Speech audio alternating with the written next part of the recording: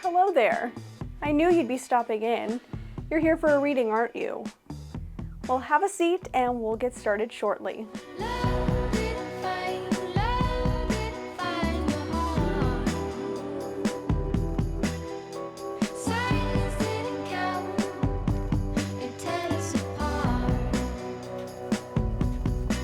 So I always start all of my readings with a palm reading. So would you mind giving me your hand? Interesting. This line right here, that tells me that you're searching for a way to fulfill your inner creativity. I think I know exactly what you need for that.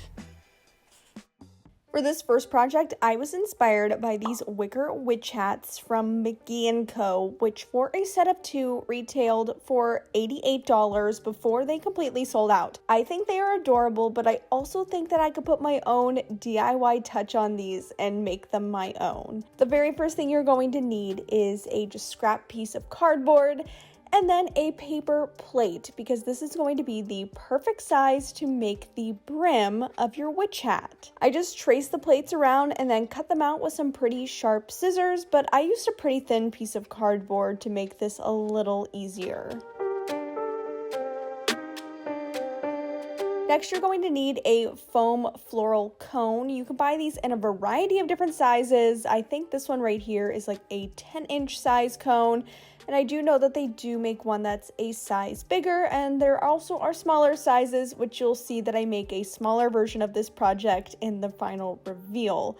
And all I did was simply hot glue that cone right onto the center of the cardboard like so. Now we're not going to be weaving this out of wicker, that would be way too complicated, but I thought something that would give a similar look is this plastic rope from Dollar Tree.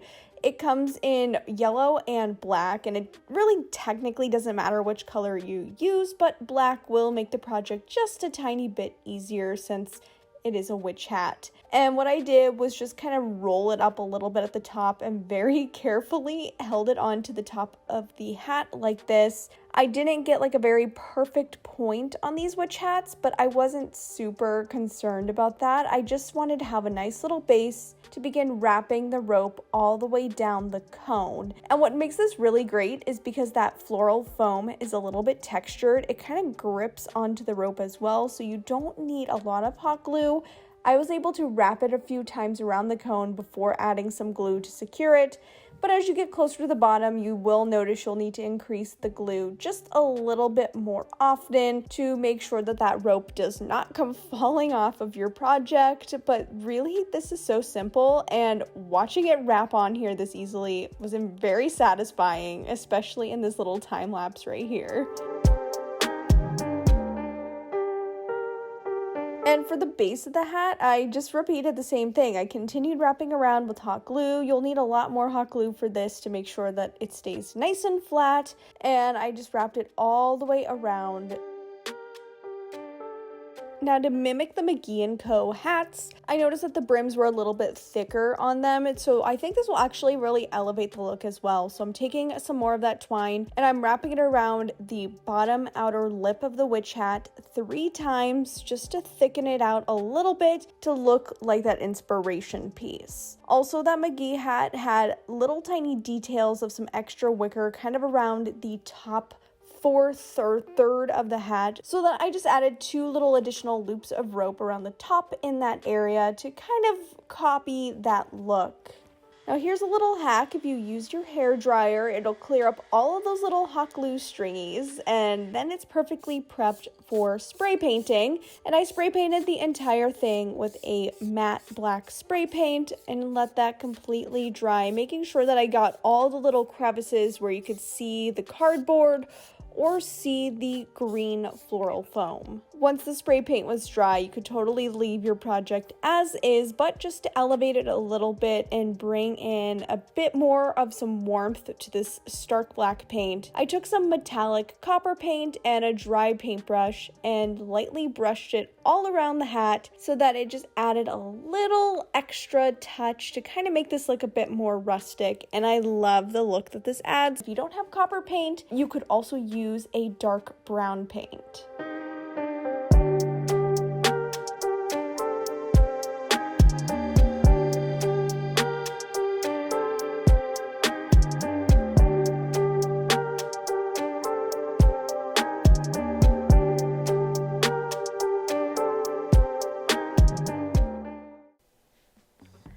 Now let's consult the cards.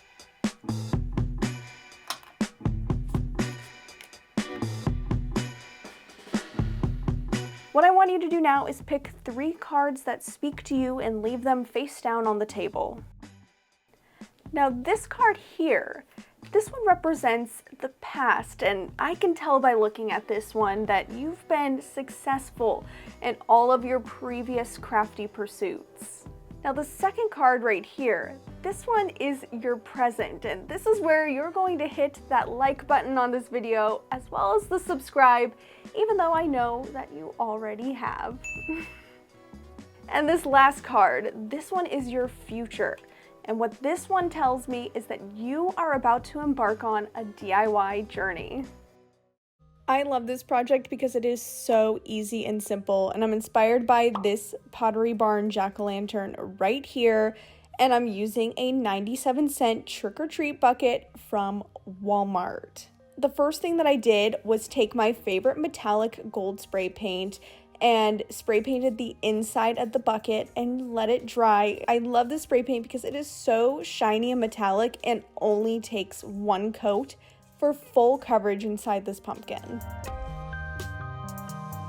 Once the paint had dried, I then took a very sharp utility knife and very carefully cut away the face of the pumpkin. This was really easy because you could see that the face was punched into the plastic mold, so that all I had to do was trace around those lines and kind of punch out the face, and it was very, very simple and painless, and I thought it was going to be a little bit more challenging than it was.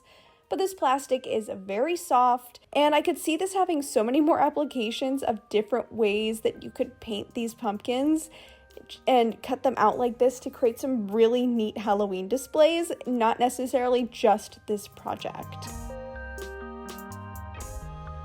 Now, because the inside of the pumpkin was already spray painted gold, I didn't want to get any other paint on that portion of it, so I stuffed a bag with some newspaper and other fillings just to really fill up the inside so that you would not get any overspray from the next color spray paint. And following suit with the inspiration piece from Pottery Barn, I am spray painting the outside of this jack-o'-lantern black. I used a satin black spray paint for this. I definitely wish I would have used a matte spray paint to begin with. I, in the end, had to go over it with a matte clear coat to bring in the look that I wanted. So if you did this project, I just recommend using a matte spray paint instead of a satin or glossy paint, unless a shiny look is what you're going for.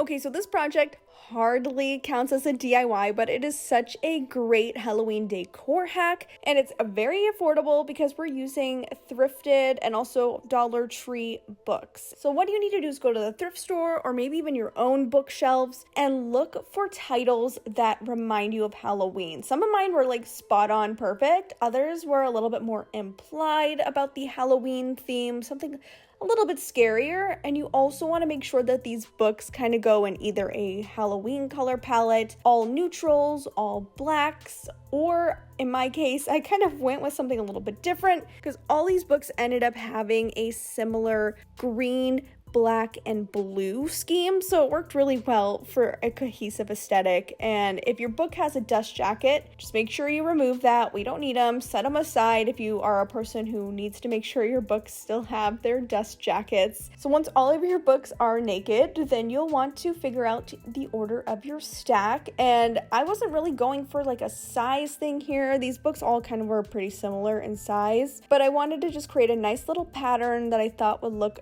presentable for some sort of styling. You could totally just put these on a shelf, stack them on a table somewhere, but just to elevate this and make it look a little bit more like a decor piece, I wrapped some black twine to create this nice little set of books and tied it off in a bow. And this is just so simple and easy, but such a great idea to maybe upcycle things you already have into Halloween decor, or to update some of your decor for the season using thrifted items.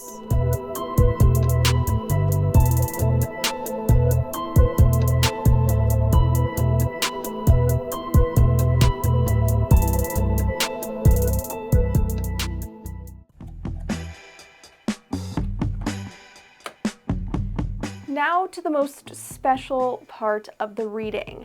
You wait here, I will be right back.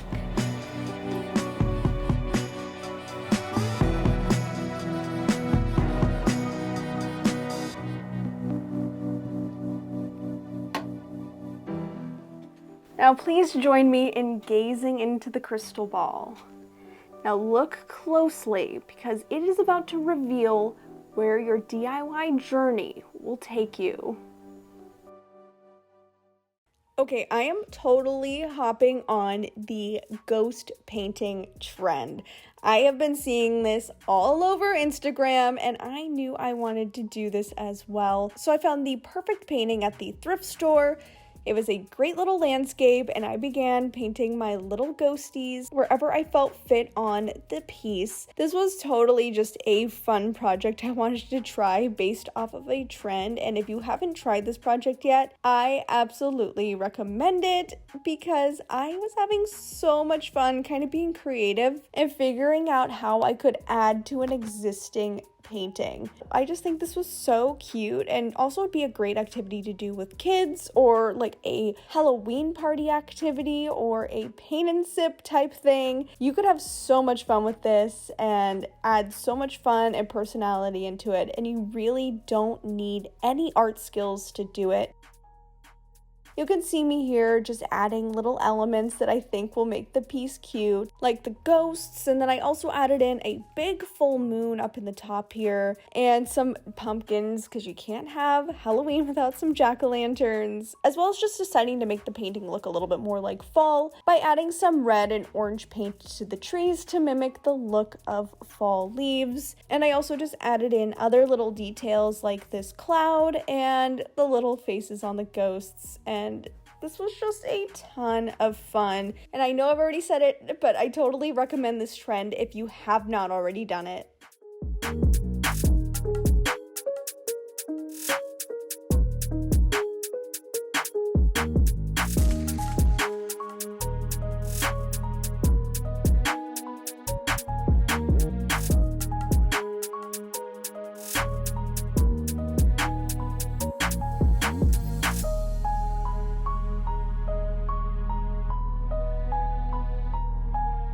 As a bonus DIY, here is how I made that crystal ball that you've seen featured in this video.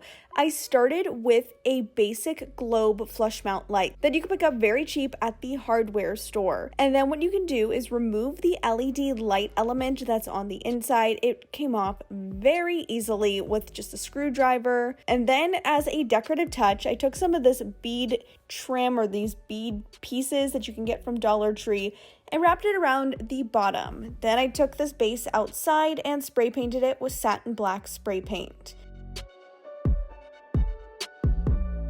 Now once that spray paint had dried completely, I then used some gold rub and buff with a foam brush and organically brushed it all over the surface to create an aged brass type look. And it looked really neat because it brought out some definition with that bead trim that I added, and it's going to match the stickers that I picked up at Dollar Tree for the next step. So to really add to the look of this, I found these really cool looking gemstone stickers at Dollar Tree. I've seen them there for a while, so you definitely can find them.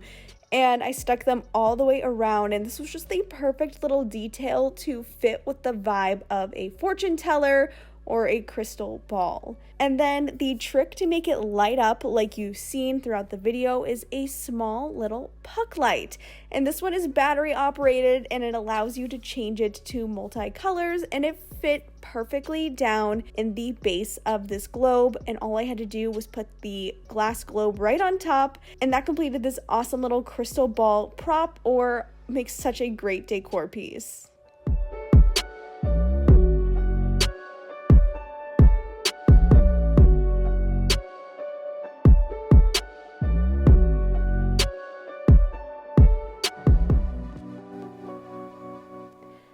And that is all for our session today. I wish you the best of luck as you embark on your DIY journey.